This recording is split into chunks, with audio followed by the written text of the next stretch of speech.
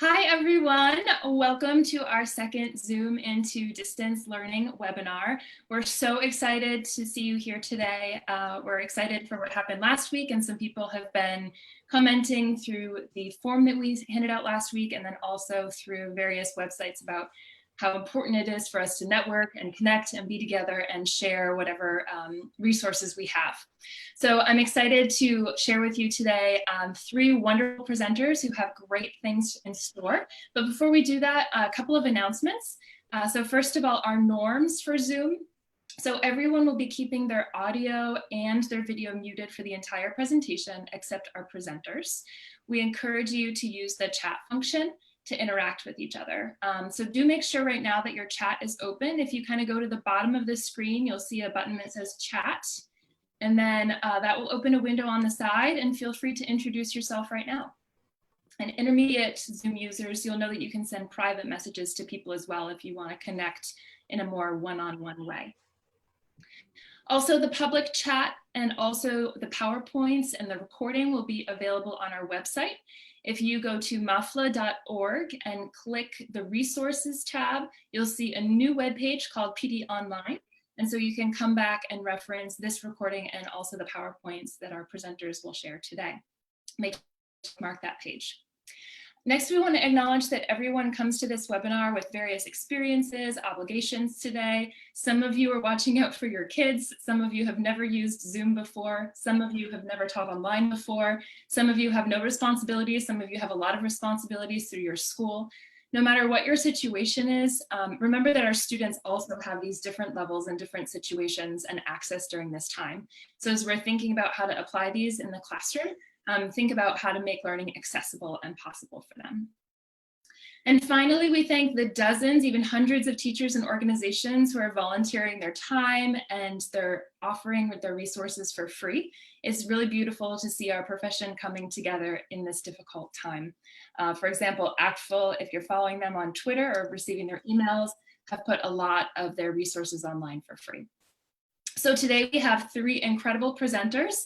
We have Barbara Barnett from Wellesley Public Schools. We have Ann Kim Tenner from Lexington High School, and we have Carlos Brown from Wilmington High School.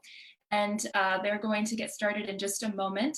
One more time with our norms, so just keep your audio and video off, and I'll be reminding you that in the chat as well as we go.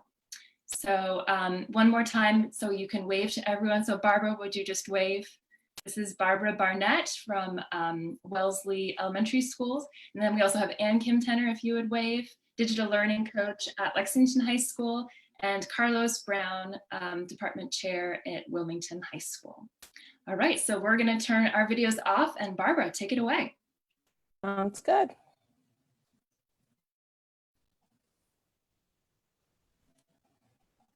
Hello, everyone. How's everybody doing? Good?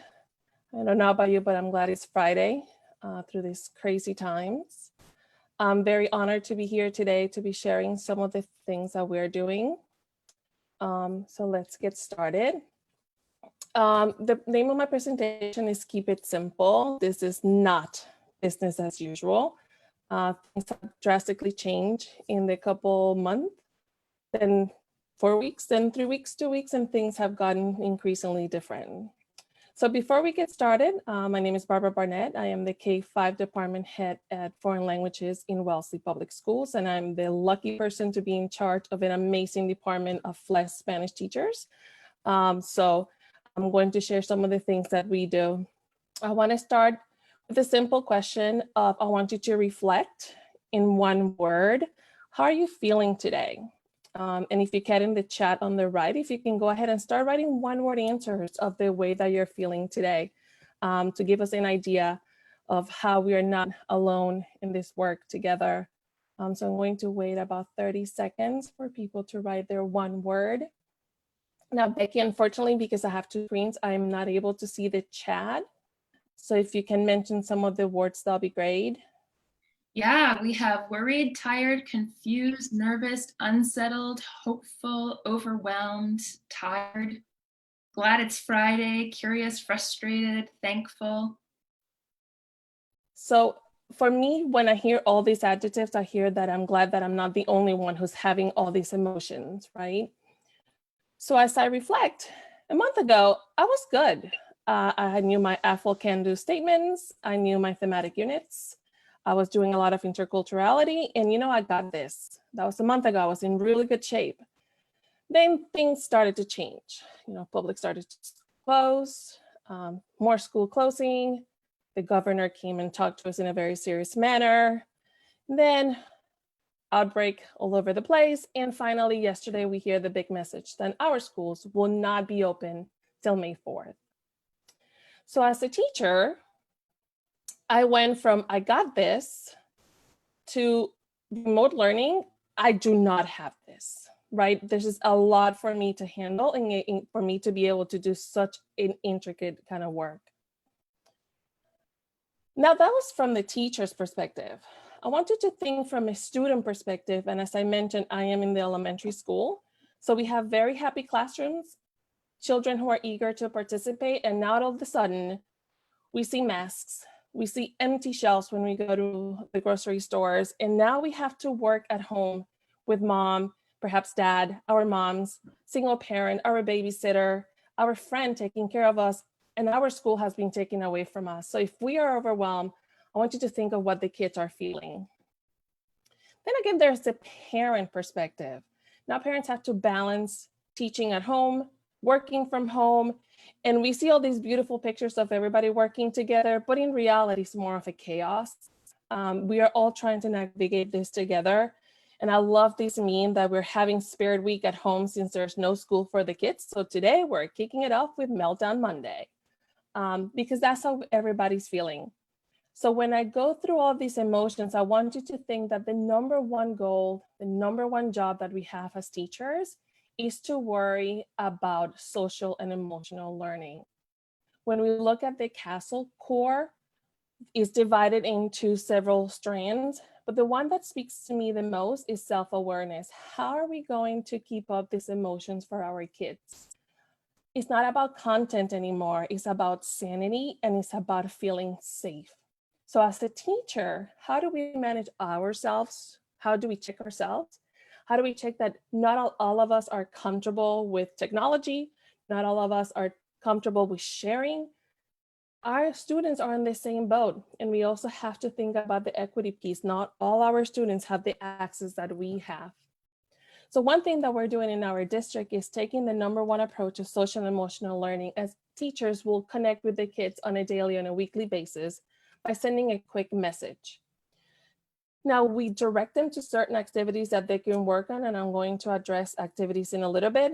But for now, it's all about the teacher connecting with the student, because the student needs to know that the teacher is safe, and the student needs to know that we're all in it together and that they have not been forgotten. So the most important thing to also remember is that this process is very fluid. And when I say fluid, is we need to stay flexible. A week and a half or 2 weeks ago, we were told that we could not introduce new content, that we have to just focus on review. But if you haven't had a chance yesterday, the Commissioner Jeffrey Riley posted this very detailed recommendation of what are the next steps, knowing that now we won't go back at least to May 4th. If you have not had an opportunity to read this, I will strongly advise you to read it. And I will make sure to include a link in my PowerPoint so you have access to it. And he highlights certain recommendations, knowing that he's given recommendations and they're not a requirement. But for me, I was very happy to see that the number one thing that he said in his recommendation is to prioritize the health, the safety, and wellness of students, families, educators, and staff. It doesn't say anything about content. It doesn't mention anything about vocabulary lists or verb chart or anything like that. It's all about health, safety, and wellness for our students. So we need to keep that in mind. We also need to know that this type of crisis disproportionately affect our most vulnerable students. So the equity piece needs to be at our top consideration when we're planning for these kind of efforts. He also mentions that we need to engage students in meaningful and productive learning opportunities. And knowing that remote learning does not equate to online learning. I think sometimes we get caught up in having the fastest, the latest technology available, knowing that not all our teachers are in the same place, not all our students are in the same place, and not everyone has access to them. So it's very important to seek a balance between learning through technology and also learning that can happen in an offline manner. So what I'm going to do now is I'm going to walk you through all the information that we have done for our students is currently posted in our website. So this is what the Spanish website looks like, and that's how we welcome our students. We show our students our proficiency charts. They're very familiar with this kind of work. So we figured that we want to do something that they're familiar with and they're comfortable with it because they're used to seeing this on a daily basis. I was going to go through our website. I'm going to focus in some of the other activities. I do invite you to visit our website. We have a lot of activities that will be useful to you. But for now, I'm going to focus in certain activities, mostly on regards to offline learning. One thing that we offer our students is a scavenger hunt. What is very important when you do activities like this is to make sure, especially with the little ones, and it also happens in middle school as well and in high school, is students thrive in routines. So we need to make sure that we keep up the work that we have already started. So in this case, we always share our can-do statement. In this case, I can present on very familiar topics using words, phrases, and simple sentences I know in Spanish to name various items around my house. So they have an activity board that they can accomplish at their own time. Very tempting to just provide this to students with giving them the instructions what they have to do, like find your favorite stuffed animal, doll, or action figure, share all the emotions that you know in Spanish. Thing that we're missing that we cannot assume that students remember all the chunks of language or that they remember how to access language. So it's very important that not only we give them the instructions, but we also give them a little cheat sheet. Just imagine it as our virtual word wall, so students have access to the information as well. This is another example of the same board for our. What we did is in the back, we provided them a list of all the vocabulary that will be useful to them when they're completing this task. So we cannot assume that they know the vocabulary. We need to give them the vocabulary. We need to make sure that we are promoting SEL and that we are reaching our students' ELLs, that we are reaching our special education students. Because we need another activity we promoted, which is creating your own game development. Once again, share your I can statement and provide the support that students need. We can also not assume that students have access to, for example, in this case, to DAI, so we need to be thoughtful in providing other resources that they might need. We gave them instructions of perhaps how to create a board. What's coming next is that we're going to start developing synchronized and we're doing videos online and offline for our students using CSAT. Message from teachers. We're going to continue to focus on our SEL and language growth. The one with the ice cream is for our kindergarten students, and this one is for our first grades and above. We're going to continue drafting offline activities that promote ACTFL's can-do statements. In this case, students have been working, for example, second graders have been learning about Carmen Lomas Garza, so we're going to focus on her studies. The last thing we're going to be developing is more videos. So we have divided and conquered. We're doing yoga videos, cooking videos, dancing, and so many possibilities of creating movie starts out of my teachers. And I want to leave you with this, that this crisis, once again, disproportionately affects our most vulnerable students. Equity needs to be at the top consideration of our planning efforts. So I'm going to task you with what are we going to do to make this happen? What are we going to do about it to make sure that we're promoting equity? And just remember that to reach out, you can reach students, they're only one phone call away. We don't need fancy technology to check in our kids. Have enough time for questions.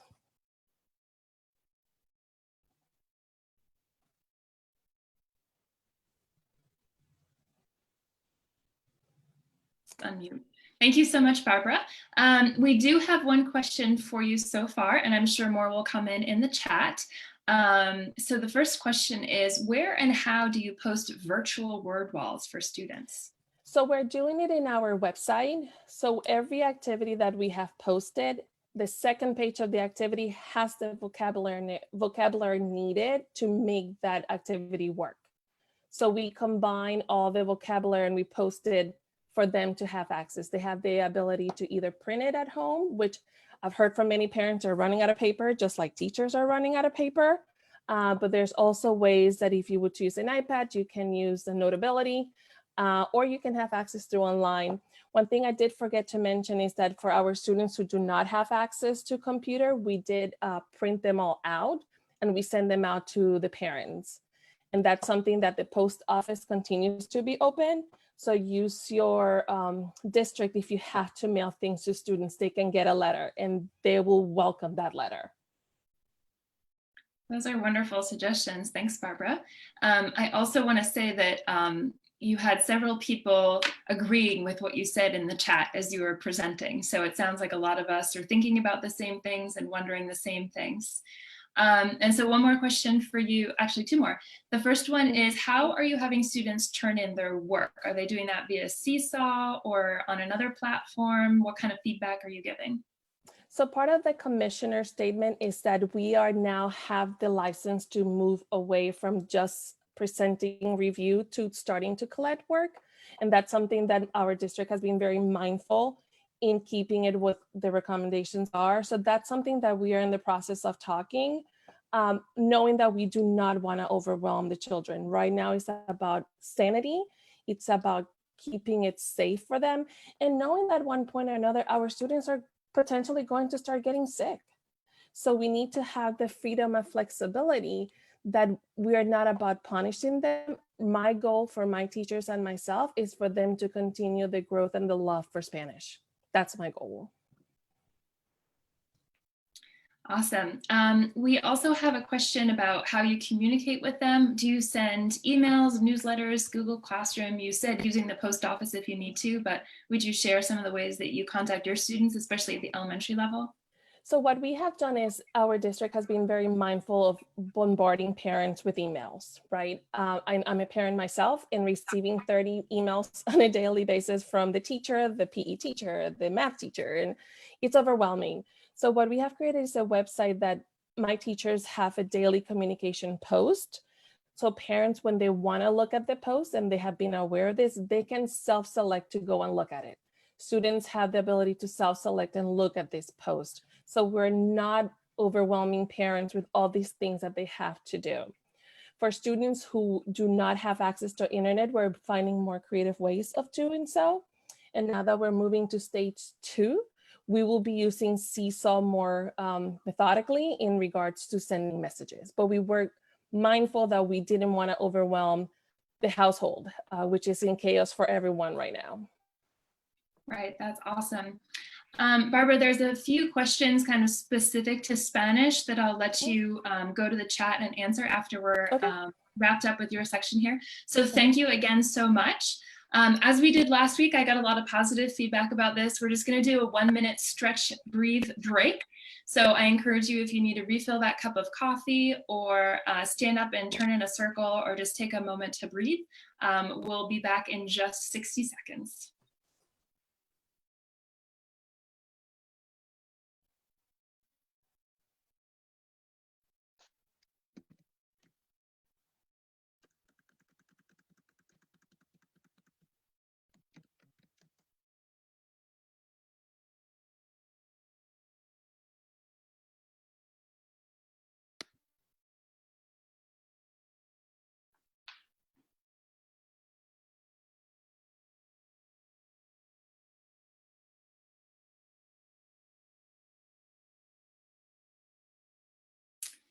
And here we are back again. I'm really excited to introduce to you a new face. I think some of the people you've probably seen around the MaFLA conference or other professional development activities. But this is someone that you maybe don't know. Ann Kim Tenner is the digital learning coach at Lexington High School. And I know Ann well because she travels with me to France with my students. And so she offered to talk to us today about Pear Deck, which I'm really excited about. This was the #1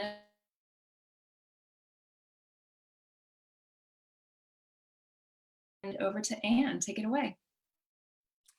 Bonjour. Good morning, everyone. As Becky said, I'm a digital learning coach, and what's interesting in these crazy times is that a lot of districts don't have my position. So I'm very happy to join you and share Pear Deck as was the request. So I'm going to share my screen, and so I'm opening my slide deck in slides with you in the editing mode so that you can see everything that I'm doing. So when you start, you're going to open, this is our practice Pear Deck. And I have my intro slides. Hi, I'm Anne. I enjoy hiking and cooking and drinking wine with my husband, my daughter, and cats. I'm joking, my cats don't drink wine. Oh, actually, of course they do, they're French. And as we get ready for the demo, it'd be great if you wanted to join in and try live. If you want to stay logged in here, but if you have your phone or iPad handy, I'm going to show you how it runs and we can actually go through it. So in my slides here, I'm going to go to add-ons. And the first time you do it, you're going to want to go to get add-ons and choose Pear Deck for Google Slides. And I'm going to open the Pear Deck add-on. And then the Pear Deck menu is going to come up on my right. And you can choose to present the lesson. If you scroll down a little bit, you can also ask questions. And all these slides are in my directions. I have a second set of slides that are just the directions. So I'm going to start by presenting the lesson.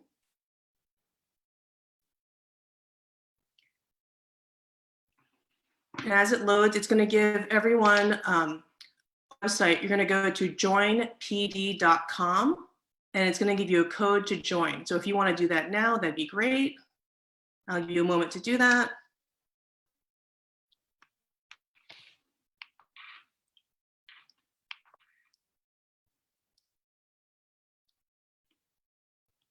And it does not matter if you are lowercase or not. I like that it gives a funny letter so you can remember. And so now that I know that I have students started, I'm going to start the class. On the bottom, you can see how many students are on. You can invite the class directly through Google Classroom. And I'm going to start class and it will automatically open the teacher dashboard. So now it shows that I'm presenting. I have 8 slides and I can forward through. And here are my slides. And so along the bottom, you have your menu. On the right, you have these 3 dots, which you can click and you can make it full screen. You can turn on student paced if you wanted forever to have the students go at their own pace, and you can end the session there. And I can ask a new prompt. So I can say, let's do a stress check, right? So these are the free questions. Pear Deck is free right now, and there is a paid version that allows you to do a little bit more with different kinds of questions, but the free version actually does very well. So if I choose stress check, I can ask you, now you should have in your window this question pop up, and you can drag your icon to the dot that you're feeling. And now I show it 1 out of 2 out of 19 responses. So I can come down here and click show responses. And you can see a temperature gauge of how the class is doing.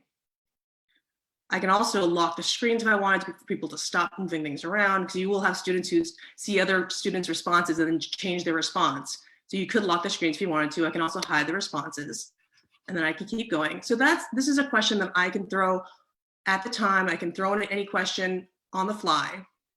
But I also want to show you that you can also have pre-done questions. So this question I had in my slide, and you should also have the questions on the side and then I can see my responses here. And when I feel like I have a large number, I can show my responses. So you can show the class.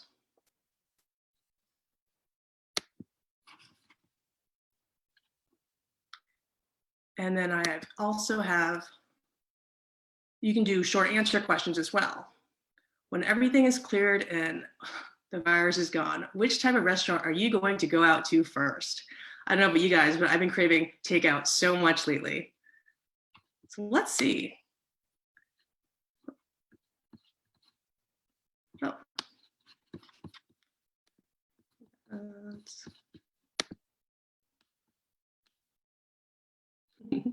Thai was my first takeout the other day. So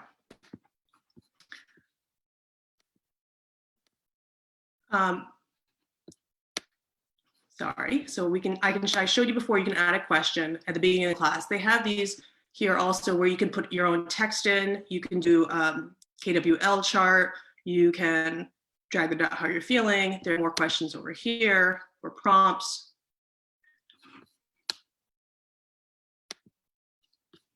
And then when you're done, you can hit end. It will ask you to save this session, and then it brings you back to your slides.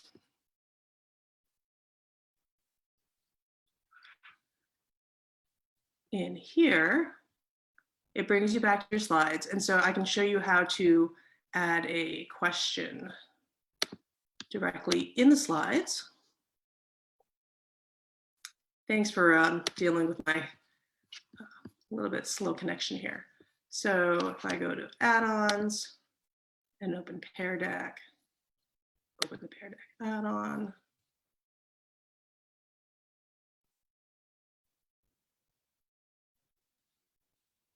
You can choose any type of question and add your responses here.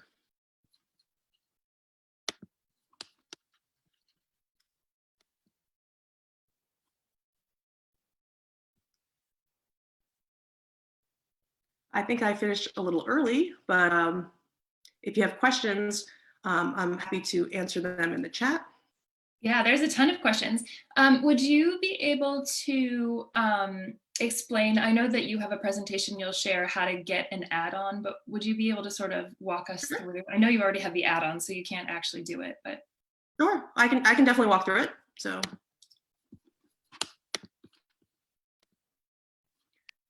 if I'm in Google Slides, you should have this icon, button here that says add-ons, and you're gonna go to get add-ons, and then just search for Pear Deck for Google Slides. And there it is, but if you didn't, you just. So once you find it, and then you'd click add. So add-ons are a little bit different than extensions. You have to get the add-ons. Add-ons go by specific tool. So slides will have add-ons, sheets will have add-ons, docs will have add-ons. Extensions run through your entire browser in Chrome. And so add-ons go by the tool. So there are, this is Pear Deck today. There's also Pull Everywhere for Google Slides, which works similarly. And you need to add the add-on by the tool that you're using. Awesome, thank you so much. And I think since we do have an extra minute, Anne, would you mind going back to the presentation, the first slide where it says join PD, that people can sort of log in again and see what it looks from the student side? Sure. I think there were some questions just at the very beginning because, so for those of you who are playing along at home, up in the upper right-hand side is the code that you need to be in. And that's what students will see. So what's interesting is presenting to people that I can't see. So I can't see quite how far people have gotten. But when you launch your presentation here,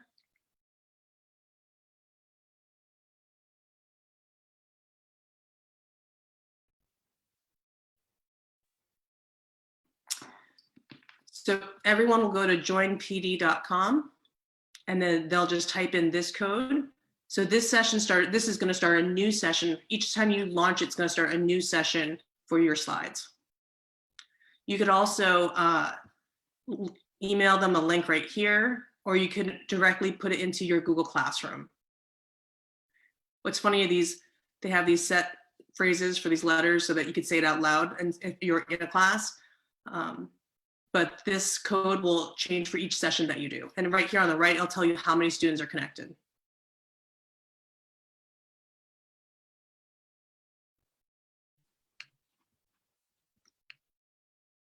Awesome, thank you so much. Sure. And one other question, sort of like what's the advantage to having this add-on versus just a regular Google slide presentation? And what's one like really sweet application you've seen in class of this?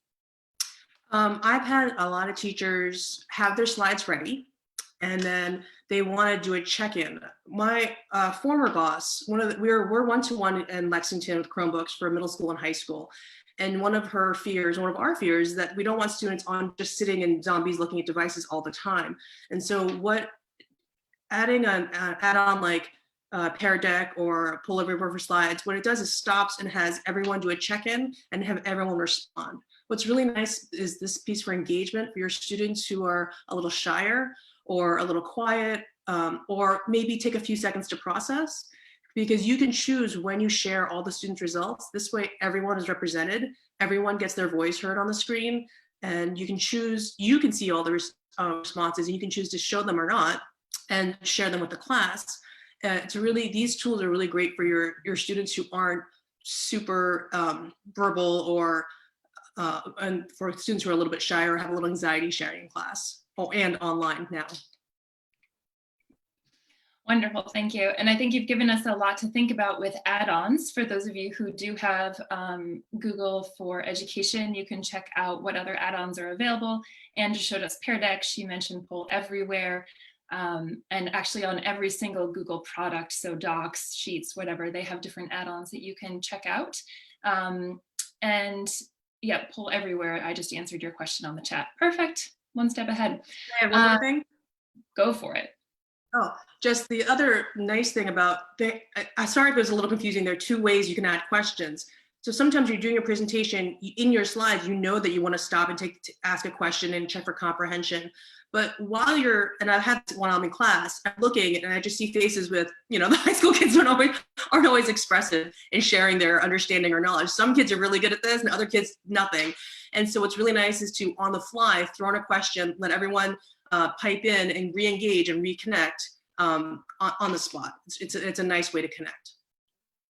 Awesome. Thank you so much.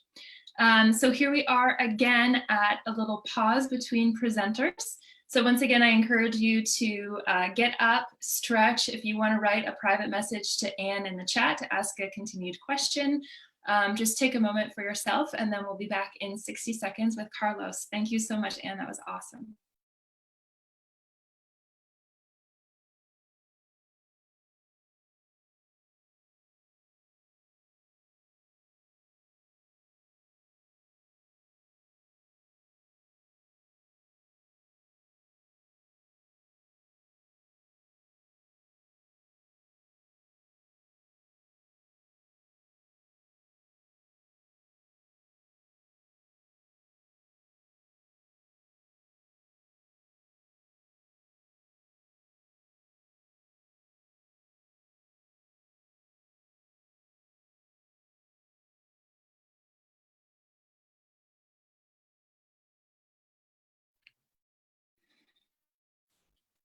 I think today, even though many of us are home and in different routines and able to sort of relax a little bit longer in the morning, I think it's really important to be able to take a moment away, to process, to reflect, to breathe. So I hope that you're taking the chance to do that in your lives, and also recommending that to students. As I've connected with my students over the past week, because we don't start our enrichment program until this Monday, as I've connected with students, a lot of them have been proud at their exercise routine and at getting up and spending time with their family. And I think that one of the silver linings to this dark, dark cloud is that we do have time to think about our values and what's important to us. And I think that all the people who are here, it's so clear that it's important to you that students feel safe and connected and have access to education. So here we are with our third and final presenter today. This is Carlos Brown, who is at Wilmington Public Schools, and he's going to give us a primer on Google Classroom. Take it away, Carlos. Hi, good morning, everybody. Hope everyone's doing okay. Just as a reminder too, I've seen lots of questions coming in about slowing down a little bit too. This is recorded and you can always go back and play some of it if some parts of it were going a little bit too quick. So my session is called Google in a Time of COVID-19, a throwback to Love in the Time of Cholera, for us hopeless romantics here who are trying to get through this one step at a time. So as I lead you through the slides, my goals today are pretty quick and hopefully straightforward. Hopefully by the end, you can create your own classroom, manage a classroom in the 4 main tabs, quote unquote, within Classroom itself: stream, classwork, people, and grades. And then at the end of it, I'm actually going to share a Google Classroom that I've created where you can interact a little bit with Google Classroom as a student to give you some of the student perspective on that. So hopefully that's helpful to everyone. So quick little mental check-in. How are you currently feeling about technology as an educational tool? Are you A, B, C, D, E, or F? Feel free to put your letter and assignment on the side there. I'll see if I can go back and tabulate later. Some people have been confused about E, and that's being, I wish for times where things were simpler. And F is obviously the happiest that you can be in regards to technology. So I'll let those letters start popping in on the chat board on the side. I'm curious to see what those look like. So to get started in Classroom, really simple first step in your browser, whatever one you use, but I'm recommending that you use Google Chrome for simplicity's sake. You're going to type in classroom.google.com, and that's going to bring you to the page that looks like the screenshot that's currently shared here.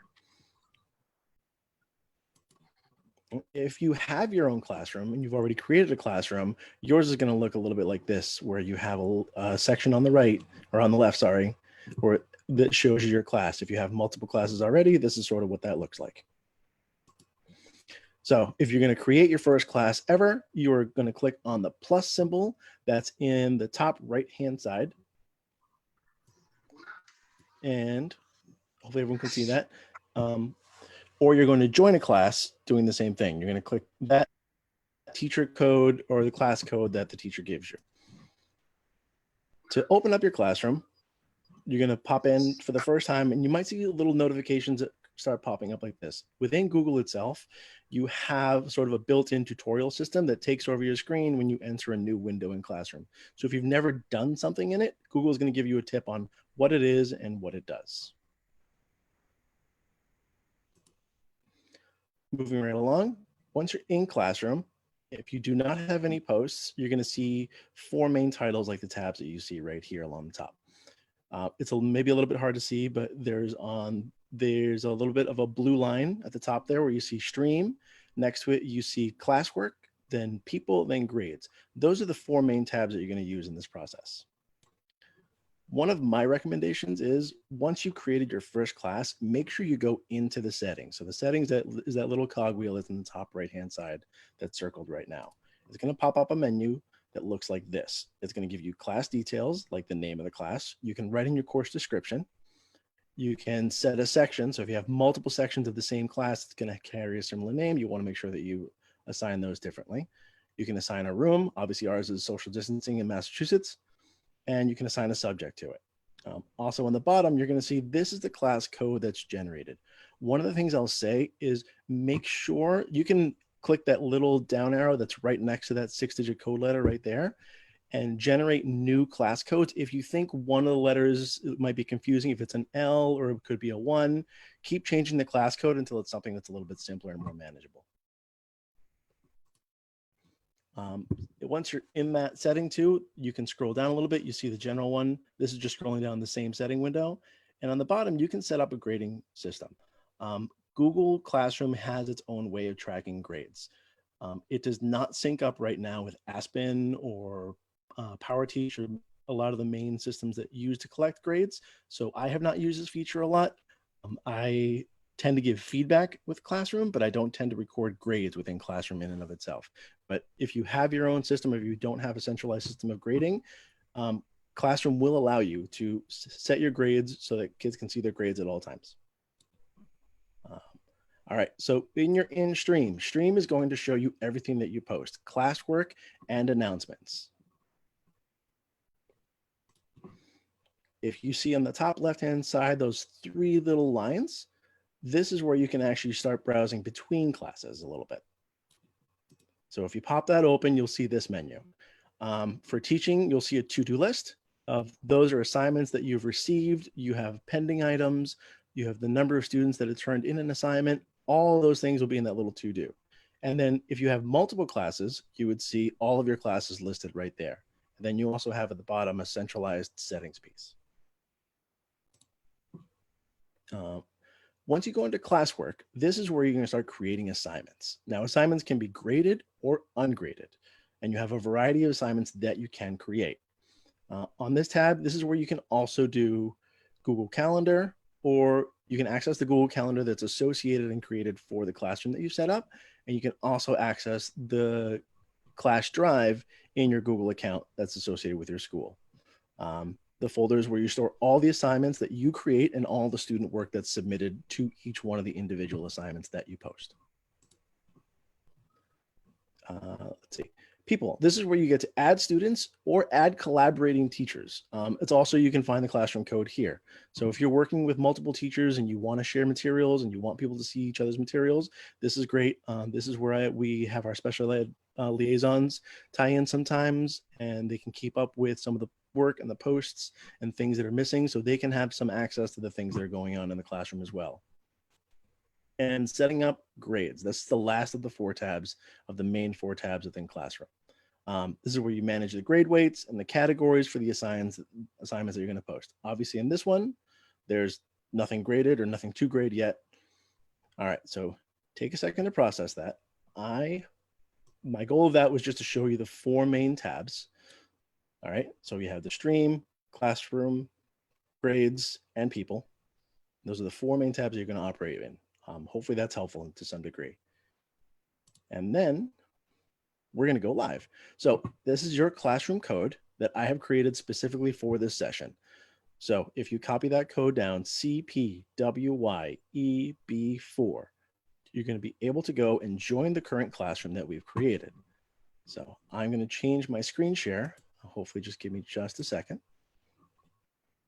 so that you can see what I'm seeing. Now, this is my classroom. So again, going through, you're going to click and go into your classroom. You'll see that I've posted a couple of different things already. There are things that are just quizzes. There are things that are questions. There are things that are some prompts. And there are some resources that are posted. If you're posting just resources and announcements, you're going to post that in the stream by clicking here to share something with your classroom. So my connection is being a little bit slow right now, but here's how you're setting it up. In this bar that you're seeing, you can set it up to share with one class or all of your classes. If you're sharing makeup work with multiple students or one student, you would click here and click with that one student to share it out. So if there's only one student that needs to make up one assignment, you don't have to share it with a whole class. You will see it as the teacher, but the classroom students will only see part of it. Here, the things I can add are something in your Google Drive, a separate link, an actual uploaded file, and a really easy way to upload YouTube videos themselves in the links. The way that you can post them, so if I was to say hello, I can post it right now, or I have options to schedule a post, or I can just save it as my draft. Hopefully that makes sense for just doing an announcement to the classroom. Class work, you'll see that I have some posted right here. I'm going to discard those changes right now. All right. And in classwork, you see that I set up 3 different categories: interpretive, interpersonal, and presentational. The kinds of questions that you can create, here they are. You can create an assignment. You can create a quiz assignment. The difference in the quiz assignment is that it actually generates a blank Google form where you can create a quiz into it within this system. You can create a single-use one-time question. You can share materials like a folder, a link to a newspaper story, an assignment that you created in Google Docs. Or if you're actually using materials that you've shared with other classes, you can click here to reuse a post and pull from one of the other classes that you've used. In here, topic is going to create a new one of these categories right here. So I have interpretive, interpersonal, presentational. And since we're living in this new world of enrichment, I'm going to add enrichment as a category right there.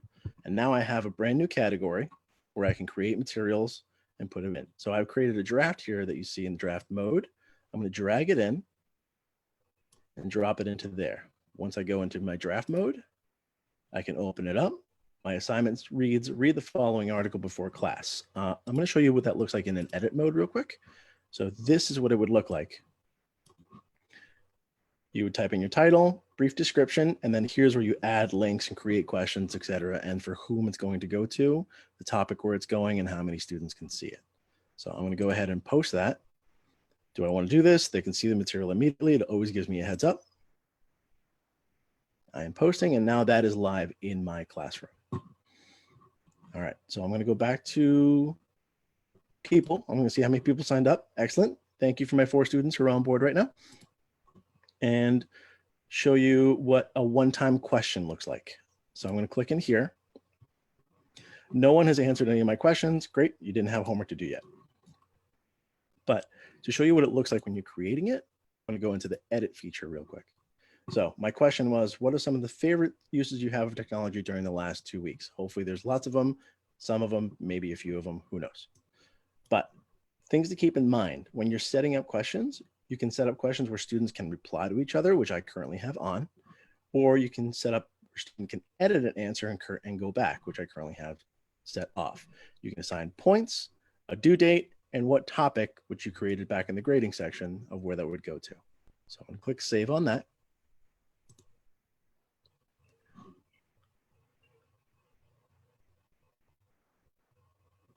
And there we go. So you saw where I posted a quiz assignment right here.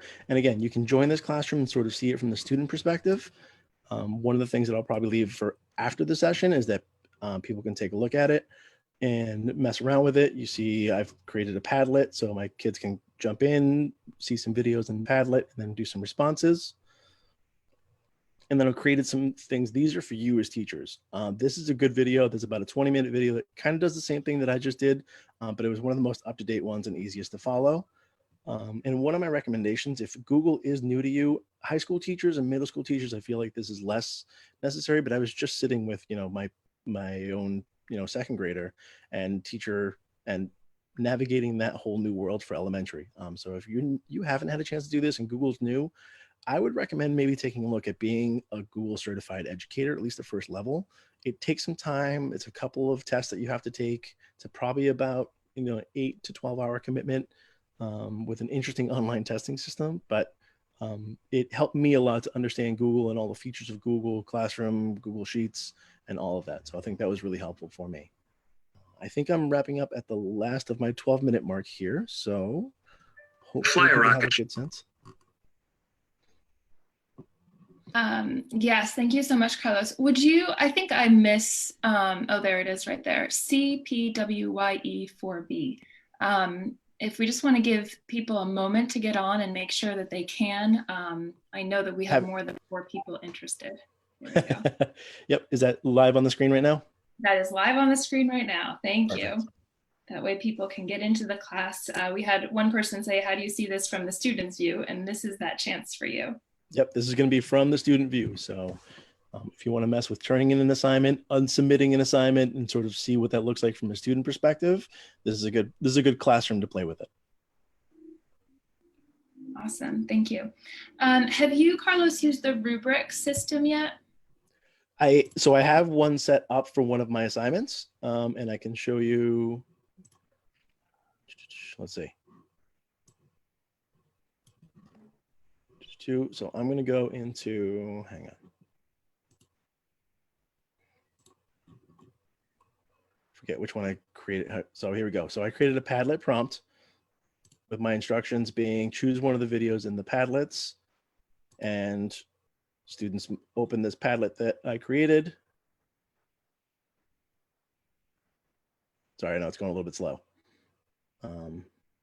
Sorry, this is not a Padlet lesson. That should, but if it's helpful, Padlet has a nice feature where you can drop in easy to use YouTube videos, and then students can add comments underneath it. So that was my sort of go-to on this. My students are going to go answer questions, see if they like it, see if they don't like it, etc. And then within here, I created this rubric. So clear effort made in interpretive mode and demonstration of understanding using no references. And I created 1, 2, 3, and 4 points. Creating a rubric is fairly simple to do. It falls into the assignment that you're doing. So whenever you create an assignment, it'll give you the option to pull from an old rubric or create a brand new rubric. Does that help? Does that answer the question? Sorry. Yeah, I think so. I'm following the chat here, and a couple of people can't get in. I think those of you who can't get in, I'm not sure that you can get in with a school Google for Education. I think you need to do your own private one because Google really separates the education ones from the private ones. Those of you who have tried to share documents with yourself and change ownership, you know that whoever owns the Google account has different restrictions. So if you try with your own personal Gmail account, this might work better for you. Yeah, it will definitely not work with school accounts. And if you create a school classroom that's on your personal account, your students can't join that one. So that's a really important note. And I apologize for not making it before. So it has to be within the same network. Right. And then I did want to note too, this is something that I've done. There's a couple of people who have asked if features are available. So when you're in the teacher view of Classroom, there's a question mark, and you can actually send feedback to Google. And I've seen this work. So if all participants today send an email to Google and say, we want subfolders in the classwork page, maybe Google will take notice and make that work. So do use that function. It allows you to take a screenshot. I know I've sent in, I get frustrated because you can post something to multiple classes, but you can't edit it in multiple classes. So I've emailed them maybe 10 times, suggesting that they have an easier way to bot back and forth. And we also have a question about Padlet. Would you just say again, Carlos, where Padlet interfaced there for a second? So Padlet was just a separate thing altogether. It's its own tool. You can create Padlets out of everything. I was just using it to organize it visually a little bit differently. Padlet's a kind of fun tool to mess around with and pretty easy to use too. Maybe that's a lesson for a separate MaFLA session down the road, but I did not create Padlet in Google. Padlet is its own standalone. So. Awesome. Thank you so much. This was really, really helpful.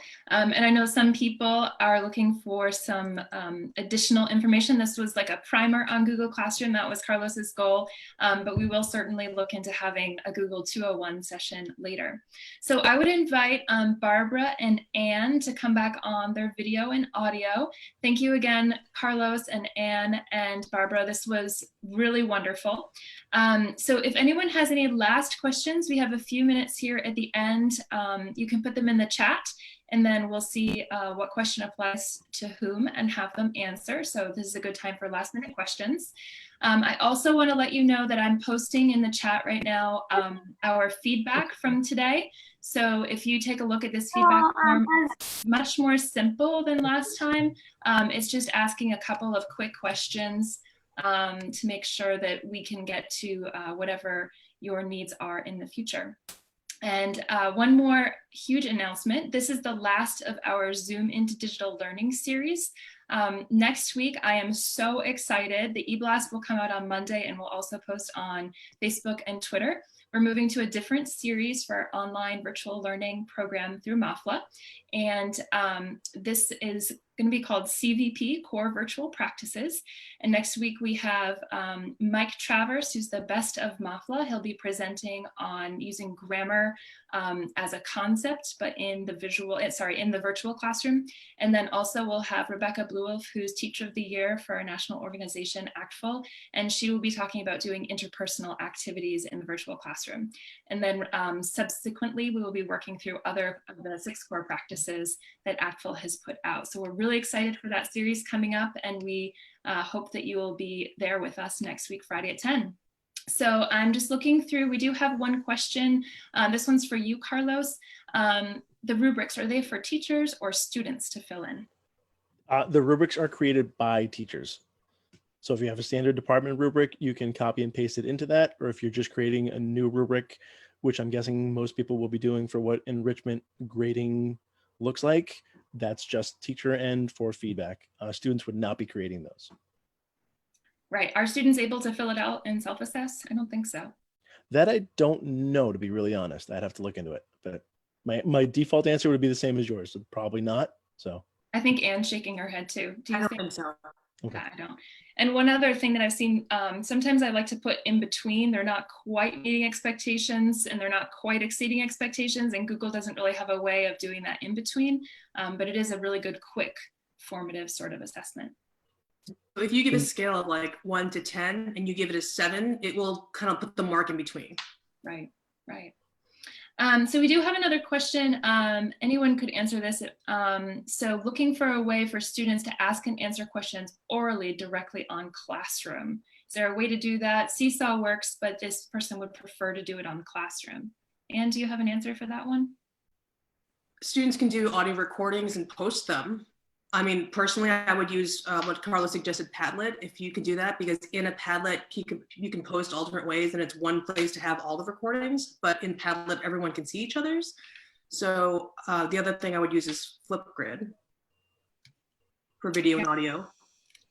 Right, and for those of you who are unfamiliar with Flipgrid, our colleague Ryan Casey talked about that last week. You can download that presentation on MaFLA's website.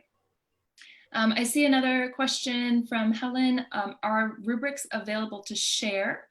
I don't believe that you can share rubrics between teachers on Google Classroom, but once you put in a rubric, you can reuse that rubric for another assignment. That's my understanding too. Awesome. Great. So I don't see any more questions here, but for those of you who are still with us, thank you so much. If you do have continued questions, you can certainly reach out to MaFLA. And I saw that my survey isn't working, so I will make sure that that works. Let me put the link in there again.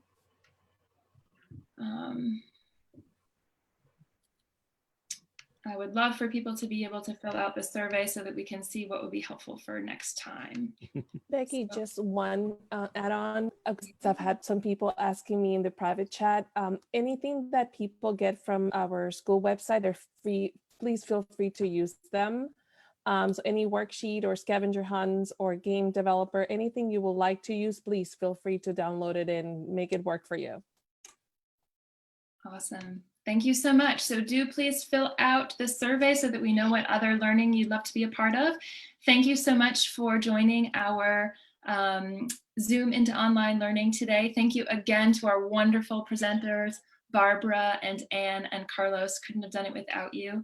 And thank you to Catherine who hosted this session virtually. Thank you. Have a wonderful day. Be safe.